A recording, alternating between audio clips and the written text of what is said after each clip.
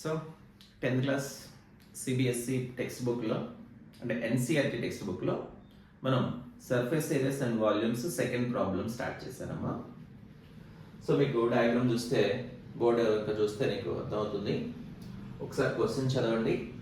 Question ఏమని ఇచ్చారంటే a vessel is in the form of a hollow hemisphere mounted by a hollow cylinder. Hollow cylinder అంటే ఎంటీగా ఉన్నటువంటి ఒక సిలిండర్, సాలిడ్ సిలిండర్ కాదమ్మా. ఎంటీగా అంటే మనం గొట్టం అని అంటాం చూడండి, ఒక పైపు. గొట్టం అంటే తెలుగులో యాక్చువల్గా ఇంగ్లీష్ వచ్చేసి పైప్ అవుతుంది. అది ఆ పైపు ఖాళీగా ఉంది, సాలిడ్గా లేకుండా. సో అలాంటి పైప్ అనమాట ఇది. అంటే అలా ఉంది అని అర్థం, పైప్ అని కాదు. అది ఒకటేమో హెమిస్ఫియర్ మీద సిలిండర్ని సర్మౌంటెడ్ అంటే ఇలా నుంచోబెట్టారమ్మా. హెమిస్ఫియర్ మీద సిలిండర్ని. డయాగ్రామ్ అర్థం అవడానికి కొంచెం ఇలా గీసాను, కానీ సిలిండర్ హైట్ చాలా తక్కువ ఉంటుంది దీని హైట్తో కంపారిజన్ చేస్తే. హెమిస్ఫియర్తో కంపారిజన్ చేస్తే కొంచెం 1 సెంటీమీటర్ ఎక్కువ ఉంటుంది. సరే, ఊరికే డయాగ్రామ్ మనకి క్లారిటీగా ఉండటానికి నేను డయాగ్రామ్ పెద్దగా డ్రా చేశాను. ఓకే, సో ఇక్కడ మీరు జాగ్రత్తగా నోటీస్ చేస్తే ఒక హెమిస్ఫియర్ మీద ఒక సిలిండర్ని సర్మౌంట్ చేశారు, అంటే దాని మీద ఉంచారు.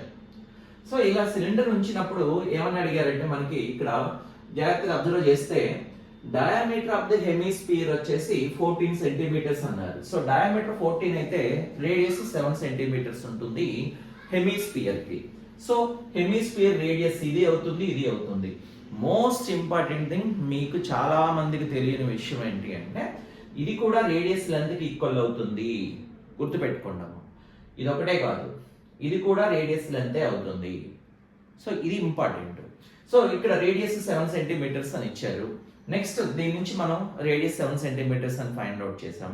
నెక్స్ట్ వచ్చేసేటప్పటికి total and total height. Total height అంటే సిలిండర్ యొక్క హైట్ అండ్ హెమిస్ఫియర్ యొక్క హైట్ ఇక్కడ నుంచి ఇక్కడ వరకు టోటల్ హైట్ 13 సెంటీమీటర్స్ అని ఇచ్చారన్నమాట.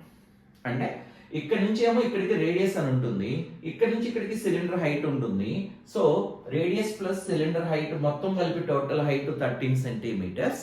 అందులో రేడియస్ హైట్ మనకు తెలిసింది కాబట్టి సిలిండర్ యొక్క హైట్ 13 - 7 6 సెంటీమీటర్స్ అని వచ్చింది. ఓకేనా? సో సిలిండర్ హైట్ తెలిసిపోయింది. ఇప్పుడు టోటల్ వెజల్ యొక్క ఇన్నర్ సర్ఫేస్ ఏరియా అన్నారమ్మా, అంటే టాప్ ఉండదు. సో ఇన్నర్ సర్ఫేస్ ఏరియా అంటే curved surface area of a cylinder and curved surface area of a hemisphere మాత్రమే ఫైండ్ అవుట్ చేస్తే సరిపోతుంది. సో ఇక్కడ నేను డైరెక్ట్ గా ప్రాబ్లం లోకి వచ్చేస్తాను. ఇక్కడ ముందుగా ఈ మాత్రం కంపల్సరీగా రాయాలమ్మా. So radius of the hemisphere find out చేయాలి డయామీటర్ నుంచి, అండ్ ఇక్కడికి వచ్చి టోటల్ హైట్ నుంచి సిలిండర్ హైట్ కూడా ఫైండ్ అవుట్ చేయాలి. ఇప్పుడు సపరేట్ ఫిగర్స్ యొక్క సర్ఫేస్ ఏరియా ఫైండ్ అవుట్ చేస్తున్నాం. ఇన్నర్ సర్ఫేస్ అన్నారు కాబట్టి టాప్ ఏమీ ఉండదు. So curved surface area of a cylinder ని curved surface area of a hemisphere ని యాడ్ చేస్తే మనకి ఇన్నర్ సర్ఫేస్ ఏరియా మొత్తం వచ్చేస్తుంది. So curved surface area formula 2πRh plus hemisphere యొక్క కర్వ్డ్ సర్ఫేస్ ఏరియా వచ్చేసి 2πr² అవుతుంది. ఈ రెండిట్లో నుంచి 2πr కామన్ తీశాను. సో r+h వచ్చింది బ్రాకెట్ లో. r+h వాల్యూస్ ఆల్రెడీ మనకు తెలుసు. సో ఇప్పుడు వాల్యూస్ ని సబ్స్టిట్యూట్ చేశారు, ముందే వాల్యూస్ ని సబ్స్టిట్యూట్ చేయలేదు. సో వాల్యూస్ సబ్స్టిట్యూట్ చేసి మొత్తం సింప్లిఫై చేస్తే టోటల్ వెజల్ యొక్క inner surface area 572 centimetre square అని వచ్చిందమ్మా. ఇది మనకి ప్రాబ్లం. సో ఈ ప్రాబ్లంలో గుర్తుపెట్టుకోవాల్సిన ఇంపార్టెంట్ థింగ్, ఇది 7 centimetres and total height 13 centimetres. ఆ హైట్ సిలిండర్ది కాదు, సిలిండర్ది అండ్ హెమిస్ఫియర్ది కంబైన్డ్ చేస్తే వచ్చిన హైట్ టోటల్ హైట్. సో ఈ ప్రాబ్లం మొత్తం మీద మీరు గుర్తుపెట్టుకోవాల్సింది టోటల్ హైట్ అంటే ఇది సిలిండర్ హైట్ కాదు, అండ్ ఇది రేడియస్ అవుతుంది అన్న విషయం గుర్తుపెట్టుకుంటే ఈ ప్రాబ్లం ఈజీగా చేశారు.